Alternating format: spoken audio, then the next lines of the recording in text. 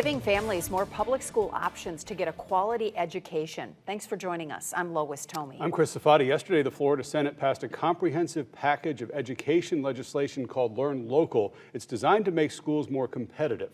Wink News reporter Annette Montgomery joins us now live in the newsroom. Annette, how would this help shape the future of education in our state? Well, Chris and Lois, that answer depends on who you talk to. Local school board leaders tell me this legislation will make public schools more competitive against private and charter schools. But the president of the largest teachers union in the state told me it doesn't go far enough to cut the red tape. Florida Senate President Kathleen Passidomo said it simply. The Learn Local legislation will give public schools a meaningful chance to compete alongside private and charter schools.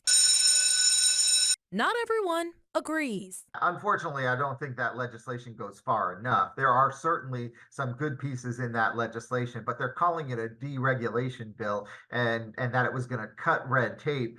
The red tape these three bills aim to cut includes providing flexibility in using federal funds for teacher recruitment and eliminate certain high-stakes exit exam score requirements needed to get a high school diploma.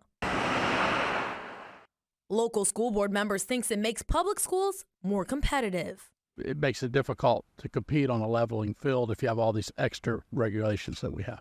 It's about making the school district or school districts in public schools do better, being held accountable.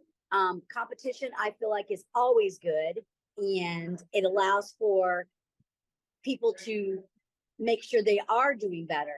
Andrew Spar, the president of the state's largest teachers union, says if better was the goal. There are certainly some misses in this legislation. What we would like to see is legislation that would free school districts to properly and appropriately pay teachers and staff and address the massive teacher and staff shortage. We'd like to see regulations that allow parents and teachers to work closely together in a more deliberate way to make sure that every child is getting the education they deserve and need.